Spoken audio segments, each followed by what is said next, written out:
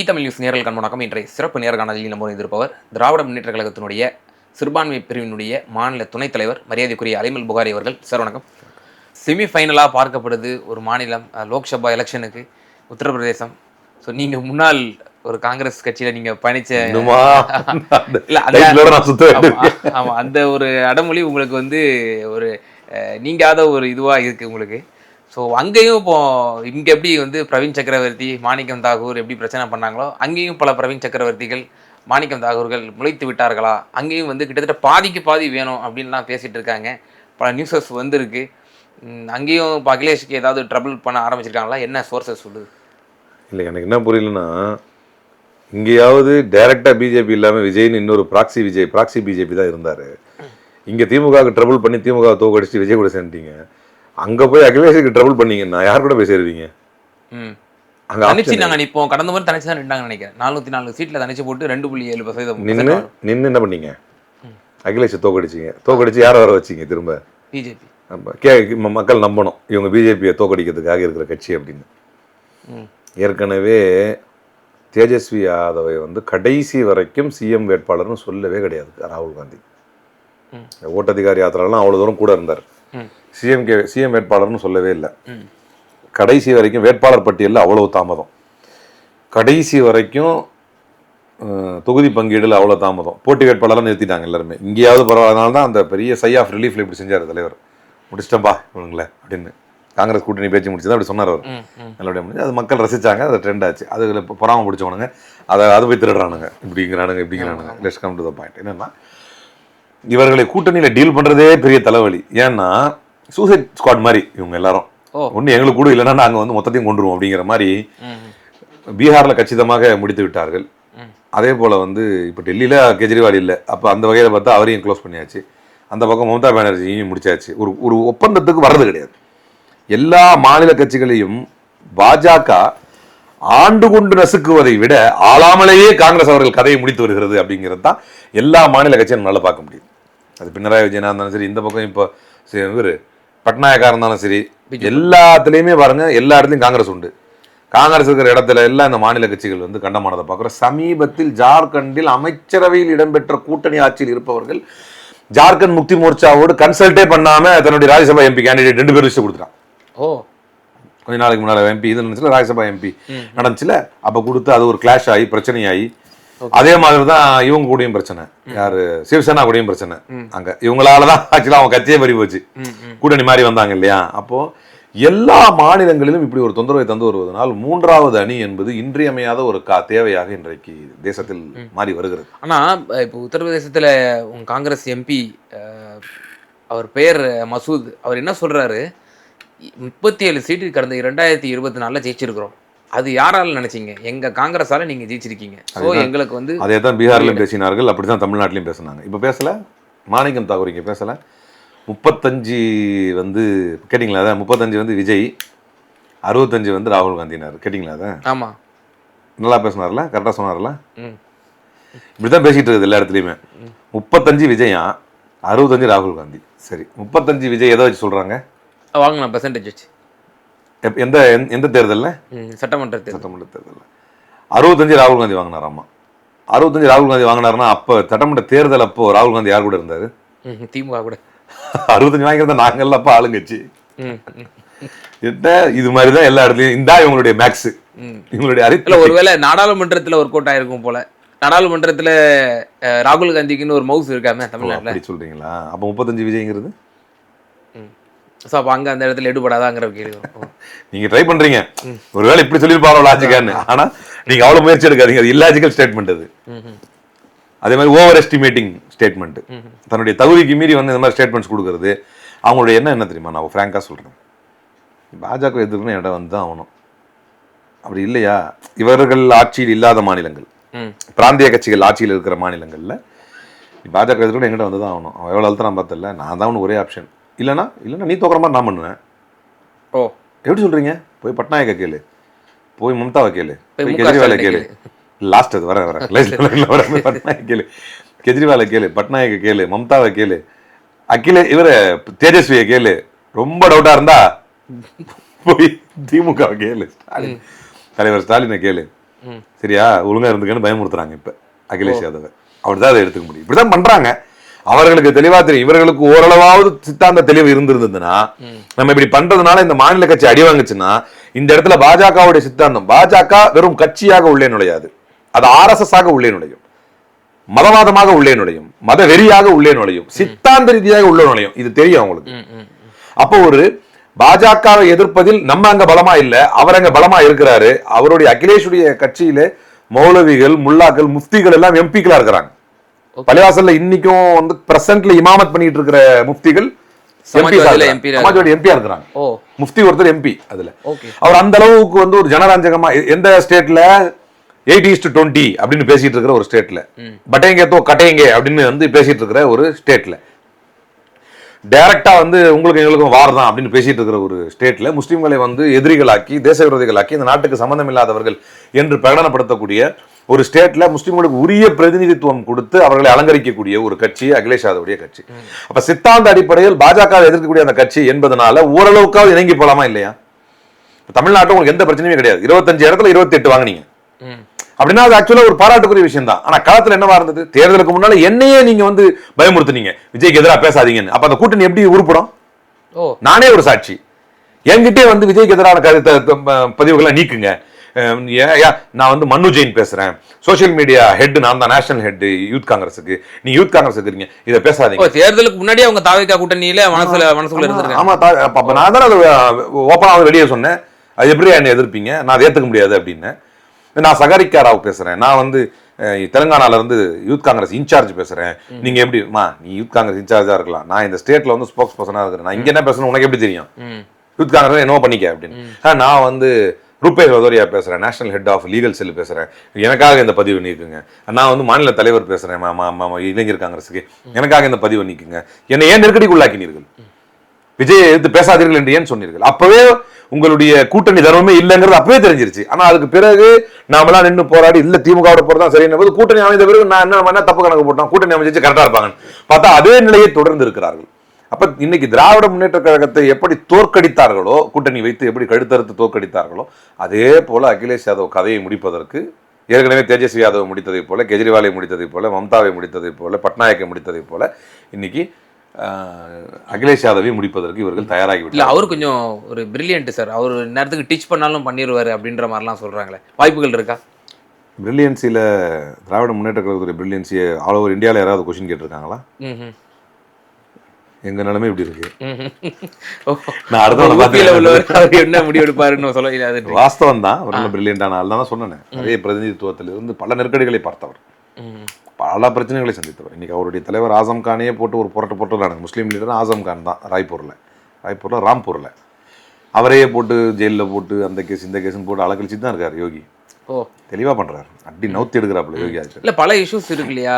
ராம் டெம்பிள்ல வந்து இப்போ பல ஊழல்கள் சம்பந்தமான விஷயங்கள், இன்னொன்று RSS உள்ளடி வேலை செய்யுது. மோடிக்கும் யோகிக்குமே வந்து உட்கட்சி பூசல் இருக்கு. ஏன்னா யோகியோட ஸ்டேச்சர் உயர்ந்துடும். இப்போ அவர் ஒருவேளை இந்த மாநில அடுத்து PM இல்ல கடந்த நாடாளுமன்ற தேர்தலில் RSS உள்ளடி வேலை செஞ்சதுனால தான் ஊபியில வந்து பெரிய ஒரு தோல்வி வந்திருக்கு. இவங்க சோசியல் இன்ஜினியரிங் பண்ணீங்க உங்க சார்பில். உதாரணத்துக்கு அயோத்தியால நீங்க வந்து தோக்கடிச்சிங்க பாஜகவோட வேட்பாளர்ல, அதெல்லாம் நீங்க தெளிவா பண்ணீங்க. as well as அவங்களுடைய RSS எதிராக வேலை செய்ததும் ஒரு முக்கியமான ஒரு காரணம் ஊபியில் அப்படின்னு நான் நம்ப மாட்டேங்க. RSS வந்து அவங்களுக்கு எதிராக வேலை பார்த்துச்சு, மோடிக்கு சாதகமாக நின்றுடுச்சு, யோகியை வளர விடாமல் பார்த்துருச்சு, அதெல்லாம் நான் நம்ப மாட்டேன். அதெல்லாம் ஒரு சித்தாந்த தெளிவுள்ள ஒரு இயக்கம்.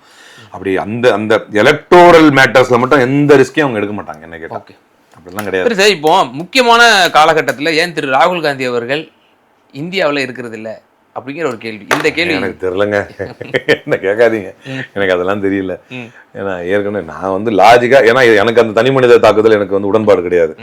அவரு தனி மனித, உங்க எதிரி எவ்வளவு வலிமை வாய்ந்தவர்களாக இருக்கிறார்கள், எல்லா இயந்திரத்தை வந்து எப்படி அவங்க பயன்படுத்துறாங்க, அவங்களுடைய கட்சியில எப்படி அந்த இயந்திரங்கள் எப்படி இயங்கி கொண்டு இருக்கின்றன, எதிரியினுடைய பலத்தை அறிந்து அந்த பலத்திற்கு ஏற்றவாறு நாம பலத்தை உண்டாக்கி அவர்களை எதிர்கொள்ள வேண்டிய ஒரு தருணம். இல்ல அது கரெக்ட். அதுக்கு உதாரணமா நீங்க ஒரு வெளிநாடு போறத கேட்கும் போதுதான் எனக்கு என்ன தோணுது அப்படின்னு சொன்னா, அதுக்கு அது உதாரணமாகாது, பொருத்தமான விஷயமா கேள்வியா அது இருக்காதுன்னு நினைக்கிறேன்.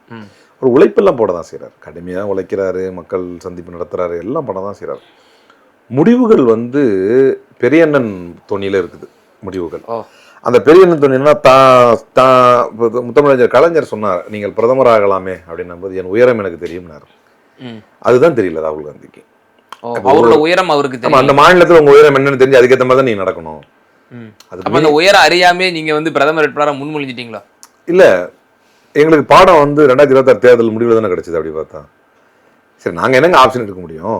பாராளுமன்ற தேர்தல்னும் போது எங்களுக்கு மதவாதத்துக்கு எதிராக நிற்கக்கூடிய ஒரே லீடர் அவர் தான். பட் அவருடைய கன்சிக்யூட்டிவ் ஃபெயிலியர்ஸுக்கு வந்து ரீசனா என்ன இருக்க முடியுங்கிறத நம்ம ஆய்வு செஞ்சு பேசத்தானே வேணும். அப்பதான் இந்த கருத்தை சொல்றோம். தெரியாம நீங்க சொல்லிட்டீங்கன்னா அப்ப என்ன பண்றது? இப்ப அவர் சரியில்லை அப்படின்னா நாங்க என்ன ஆப்ஷனுக்கு போறது? எங்களோட கூட்டணியிலும் இருக்கிறாங்க. நாங்க அவங்களுக்காக, காங்கிரஸுக்காக 2017, 19, 24 இத்தனை தேர்தலில் வந்து ஹெல்த்தி மெம்பர் ஆஃப் பார்லிமெண்ட்ஸ் வச்சு இருந்தும் நம்ம பாஜக பக்கம் போகல. நம்மளை பார்த்து இப்ப இலக்காரமா ஏளனமா பேசிட்டு இருக்காங்கன்றது நகைப்புக்குரிய விஷயம். நீங்க கேட்டதுக்காக சொல்றேன். அப்படி போகல அப்படின்னும் போது நம்ம அவங்களோட தான் இருக்கிறோம் பார்ட்னரா. அவரைத்தான் முன்னிறுத்தி கொண்டு வரணும்னு நம்ம நினைக்கிறோம். ஆனா இப்ப நீங்க சொன்னீங்க ஏன் முன்னிறுத்தினீங்கன்னு. ஏன் முன்னிறுத்தினா அவருடைய உழைப்பு பாக்குறோம். நான் இப்பவும் சொல்றேன், என்னை பொறுத்தவரை நல்ல உழைப்பாளி தான் அவரு. பாரத் ஜோடோ யாத்திரா நடந்ததாக இருக்கட்டும், பாரத் ஜோடோ நியாய யாத்திரா நடந்ததாக இருக்கட்டும், பெரிய விஷயம் அதெல்லாம், கடுமையான உழைப்பு. ஆனா இந்த ஒரு பண்ணையார்த்தனம், ஒரு பெரியண்ணன் மனப்பான்மை, நீ என்னை ஏத்துக்கலன்னு சொன்னா பிஜேபி வந்தா கூட வரட்டும், மாநில கட்சியை நாங்க வந்து உயிரோடு இருக்க விட மாட்டோம். இவங்க இப்படிதான் எனக்கு தோணிருச்சு. எப்படின்னா, இப்போ ஒரு ஸ்டேட்ல பாஜக இருக்கும், பாஜக மதவாதம் பேசும், பாஜகவுக்கு எதிராக இருக்கக்கூடிய கம்யூனிஸ்ட் மிதவாதம் பேசும், காங்கிரஸ் என்ன பேசும்? சாஃப்ட் இந்துத்துவான்ற மாதிரி. இல்ல அதை விடுங்க, மிதவாதம் தானே அவங்களும், மதவாதத்துக்கு எதிராக தான் பேசும். மதவாதத்தினுடைய முழு ஓட்டு பாஜகவுக்கு போகுது, மதவாதத்துக்கு எதிரான மிதவாதத்தினுடைய ஓட்டு மட்டும் பினராயி விஜயனுக்கும் காங்கிரஸுக்கும் பிரியுது அப்படின்னு காங்கிரஸ் ஒருவேளை கவலைப்படுது போல. மதவாதத்தை பாஜக பேசும், மிதவாதம் பேசக்கூடிய ஓட்டு மட்டும் எஸ்பிக்கும் எங்களுக்கும் சேர்ந்து பிரியுது, பாதியா பிரியுது அப்படின்னு காங்கிரஸ் வருத்தப்படுது போல. மதவாதத்தை பாஜக பேசும், மிதவாதத்தை பேசுற ஓட்டு மட்டும் எங்களுக்கும் மம்தா பானர்ஜிக்கும் பிரியுது, அதே மாதிரி மிதவாதத்துடைய ஓட்டு எங்களுக்கும் திமுகவுக்கும் பிரியுது. அப்ப ஒரே வழி, இந்த மிதவாதத்தை பேசுற மத்த கட்சியெல்லாம் ஒழிச்சு கட்டியது, நம்ம மட்டும் தான் மிதவாதத்துடைய மொத்த ஓட்ட வாங்க முடியும் என்று ஒருவேளை காங்கிரஸ் நினைக்கிறதோ. இதெல்லாம் ஏன் நம்ம தலைப்பிச்சு இப்படிலாம் நினைக்க தோணுது அப்படின்னா, அவங்க நடந்து கொள்ளக்கூடிய விதம். பாஜக மேலேறி வந்தால் ஒத்த ஆள் மொத்தத்தை க்ளோஸ் பண்ணிடுவான்னு தெரிஞ்சிருந்தும், அவன் நேரடியா ஃபர்ஸ்ட் டார்கெட்டை காங்கிரஸ் தான் பண்ணுவான்னு தெரிஞ்சிருந்தும், மெயினா அது ராகுல் காந்தியை தான் பண்ணுவான்னு தெரிஞ்சிருந்தும், நீ செத்துரு முதல்ல அப்படின்னு ஒரு மாநில கட்சி அழிக்கக்கூடிய வேலையை வந்து ஏன் இப்படி காங்கிரஸ் வந்து புரிந்து கொள்ளாமல் ஈடுபடுகிறது அப்படின்னும் போது இந்த விளக்கங்களுக்கும் சிந்தனைகளுக்கும் நம்ம போக வேண்டியிருக்கு. அப்போ என்ன புரிஞ்சிக்க வேண்டியது இருக்குன்னா, மாநில கட்சிகளினுடைய மாநில தலைவர்களினுடைய ஸ்டேட்டஸ்கோ உயரக்கூடாது. அதே சமயத்துல வந்தா நான் தான் வருவேன், ராஜாவா இருப்பேன், பிரதமர் வேட்பாளராக என்னதான் நீங்க முன்னிலைப்படுத்தணும், அப்படி இல்லாட்டி நீங்க வந்து உங்களை காலி பண்ணிடுவோம் அப்படிங்கிறது தான் நம்ம வந்து இதுல புரிஞ்சிக்க வேண்டியது. ஆமா, ஏன் அப்படி ஒரு முடிவுக்கு வர வேண்டியிருக்குன்னா, மம்தா யாரு? காங்கிரஸ்ல இருந்தவங்க, அங்க இருந்து தான் அவங்க வெளியே வந்து ஒரு கட்சி ஆரம்பிச்சு சிஎம்ஏ ஆனாங்க. ஓகே. சரத்பவார் யாரு? காங்கிரஸ்ல இருந்தவங்க, அங்க இருந்தா வெளியே வந்து அவங்க பிரஸ்டீஜியஸ் இடத்துக்கு வந்தார் சரத்பவார் மகாராஷ்டிரால. மூப்பனார் யாரு? காங்கிரஸ். அங்கிருந்து வெளியே வந்து அவர் கிங் மேக்கராக வந்தார், பெரிய லீடரா வந்தார். பாஜக வெளியே வந்து கட்சி ஆரம்பிச்சு ஒரு ஆள் பெரிய ஆள் ஆனதை சொல்லுங்க.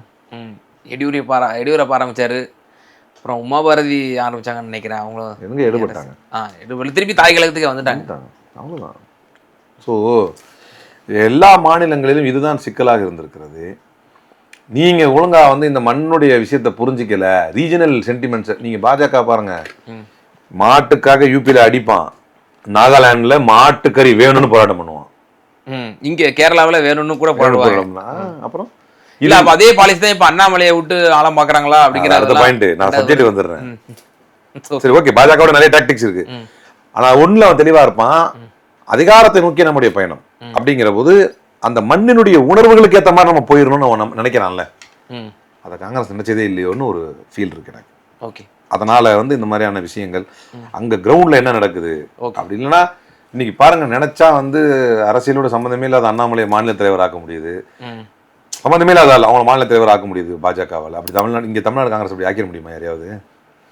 அப்படி இத்தனைக்கு ஆட்சியில இல்ல, 67 ஆட்சியில இல்ல, ஆனா அப்படி திறறி மாட்டிட்டு நிக்கிறீங்க. இது எதனால? You don't have hold and control over your party. Okay. நினைச்ச ஒரு ஆளை மேல இருந்து சதாரண போட்டு அண்ணாமலை நியமிக்க முடியுது பாஜகவால் தமிழ்நாட்டில். அதே அண்ணாமலை பவர்ஃபுல்லா வளர்ந்து வந்தாலும் தூக்கி போட்டு நயனார் நாகேந்திரன் வர வைக்க முடியுது. திணறி சாவறாங்க இங்க. அப்போ என்னன்னா அந்த ஒரு ஹோல்டு, ஒரு கண்ட்ரோலு, ஒரு மாநில விஷயங்களை வந்து உள்வாங்கி பேசுகிற விஷயங்கள்லாம் இல்லையோ, அதனால தான் இந்த பலகீனங்கள் ஏற்பட்டிருக்குன்னு நான் நினைக்கிறேன். இறுதியான 2 கேள்விகள். ஒன்று, இந்த நிலையிலேயே போச்சுன்னா உத்தரப்பிரதேசம் காலியா, திருப்பி மீண்டும் யோகி ஆதித்யநாதா அப்படிங்கிற ஒரு கேள்வி. 2வது, நம்ம முதல்வர் விஜய் அவர் தான் வந்து காங்கிரஸ் கூட்டணியை ரொம்ப விரும்பி ஒரு எதிர்பார்த்தாரு. அதே போல் தேர்தலுக்கு பிறகு அந்த கூட்டணி அமைஞ்சிருச்சு. இப்போ அக்ரிமெண்ட்லாம் போட்டாங்க கிறிஸ்தவங்கர்லாம், 29 வரைக்கும் நாங்கள் கூட்டணி அப்படின்ற மாதிரி.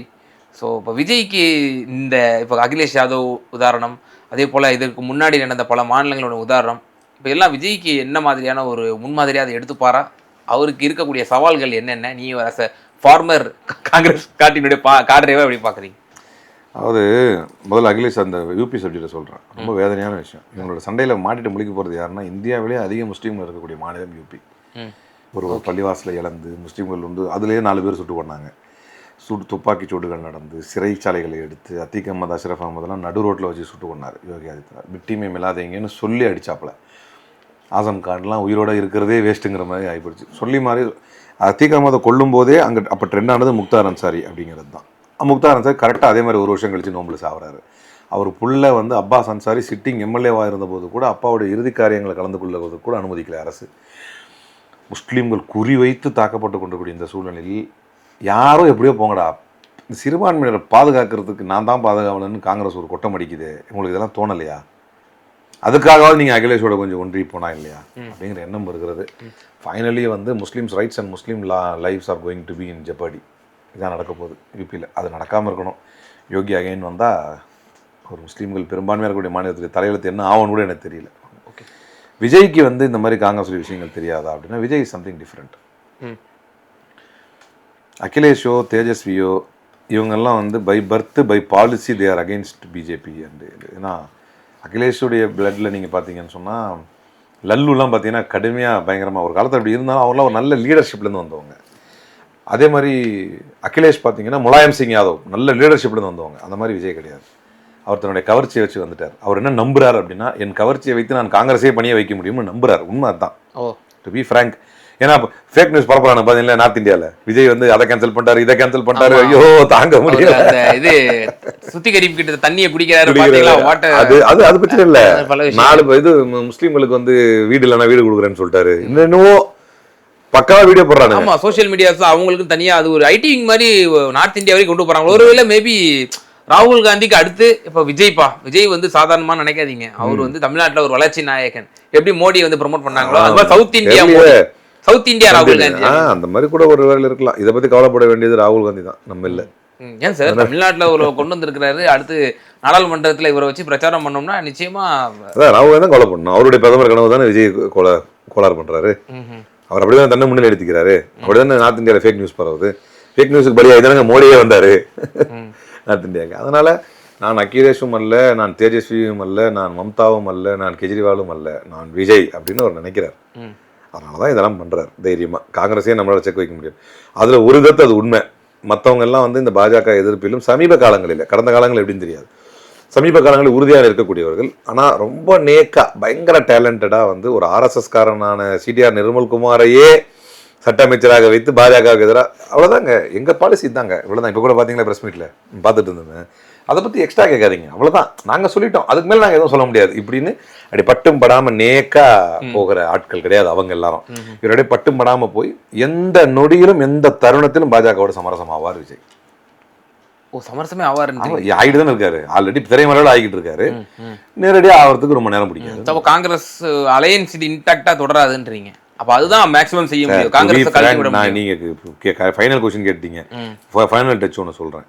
கரூர் விஷயம் உட்பட எல்லா விவகாரங்களும் பாஜக கையில் வெண்ண மாதிரி நீட்டாக இருக்குது. இவர் வந்து காங்கிரஸ் கூட போவார், இவர் வந்து மாநில சுயாட்சி பேசிடுவார், அவன் சும்மா இருப்பானா?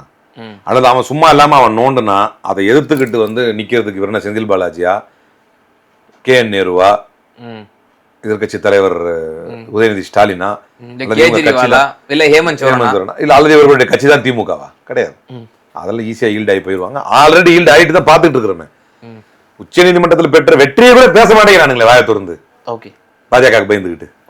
நிச்சயமா பல்வேறு விவகாரங்களை நேயர்களுக்கு ரொம்ப தெளிவாக உங்களோட கருத்துக்களை பயந்தீங்க. ரொம்ப நன்றி.